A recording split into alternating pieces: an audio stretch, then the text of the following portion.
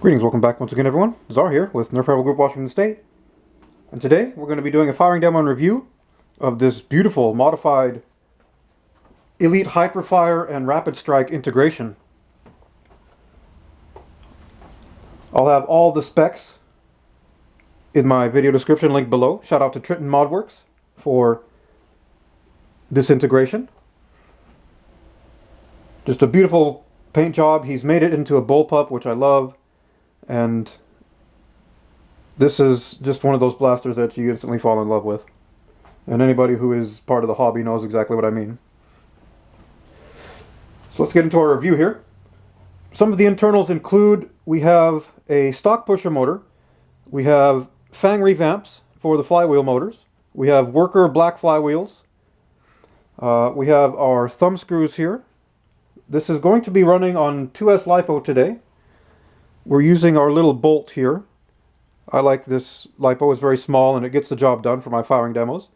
This is capable of running obviously a lot more powerful LiPo, not quite 3S, but for a firing demo this should suffice.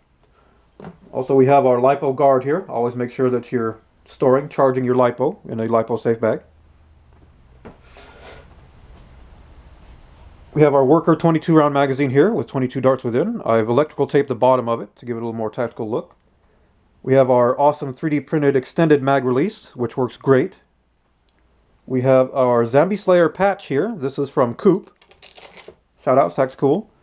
I have managed to attach it with some Velcro strips here, clear, so I can really attach any type of patch I would like here, or emblem.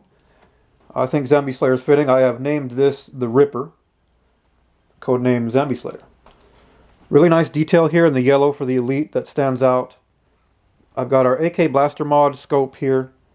On the other side you can actually attach a targeting laser to it if you wish. I have another option here which is a little more functional for a scope. This is your Axion RGB Optic.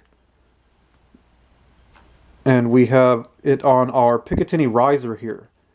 And the reason I have it on the riser is with a little more function you want naturally a little more accuracy. And I have the Westfield arms laser flashlight combo on here. So this scope kind of lines up with it just right, but the RGB optic did not, so I had to put it on the Picatinny riser to rise over that. And this is really tactical here. You have your laser and then you have your toggle switch for your laser and your flashlight, or just your flashlight. Really bright flashlight too. Awesome optic. Excuse me, not optic, tactic. So another thing I really like about this build is that there are no tools needed. We have our thumb screws and we have our foregrip here. I really like this Worker S grip on here. I think it looks awesome. I can put it directly on the end strike rail, but instead I've got a Worker end strike to Picatinny, which I think feels a little better, a little more secure. So you need a Allen wrench to get it on the Picatinny rail, but the Worker Picatinny rail just slides right off. And it's nice and snug and secure. So if you're looking for something a little more functional during live war, you have your modified Bigshock here with our 3D printed mega dart holder. This little paint job on here too looks really good with this blaster. There's enough orange on here so people won't be alarmed about what's going on. This holds 4 extra mega darts, so it increases your onboard capacity to 5 mega darts, which is actually really useful.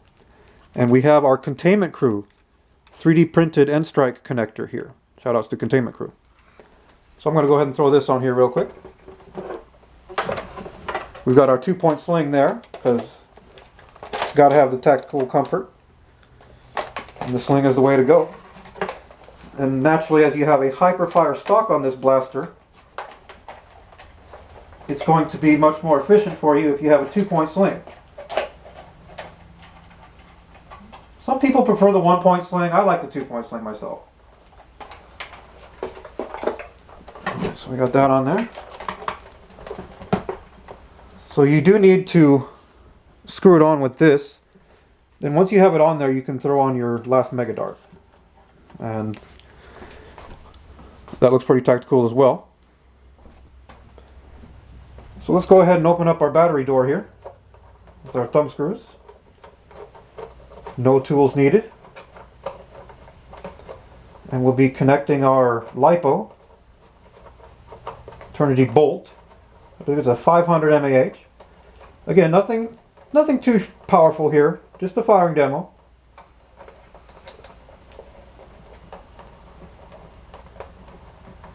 Also, shout out to Out of Darts for the Hyperfire thumb screws here. We love you, Luke.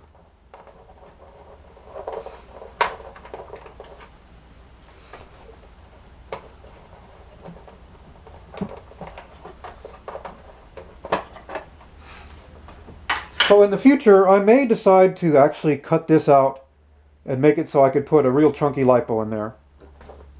I'm still kind of debating if that's what I want or not. I'm thinking this is going to be more of a cosmetic blaster.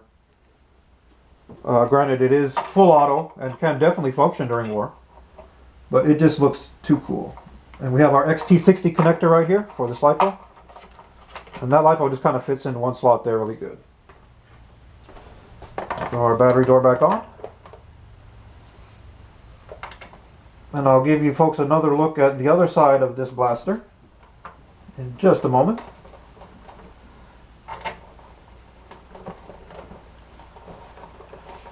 That's another thing I always liked about the Hyperfire is there's 2 thumb screws. More thumb screws, the better.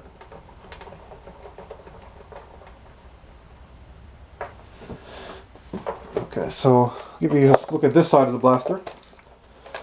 Trenton actually decided to paint the Nerf stripe on this side, which I thought was cool.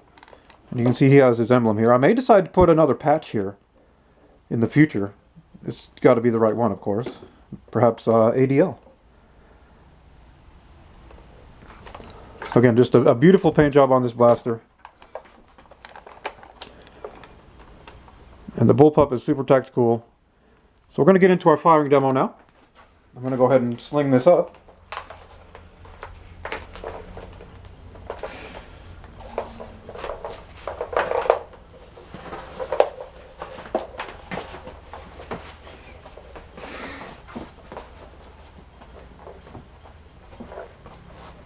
And we're going to be moving over here for our firing demo.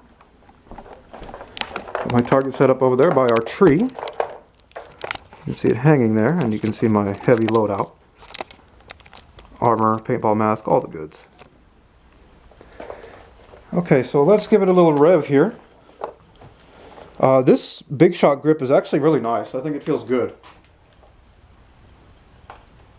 I mean, this doesn't feel quite as good as the S grip, but during war and you need mega, it's perfect.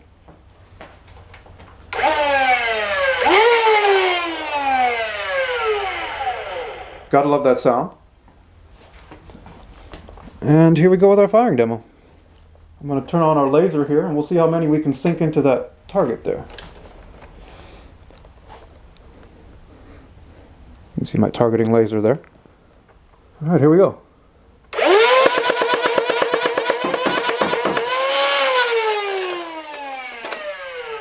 And just like that, we are out.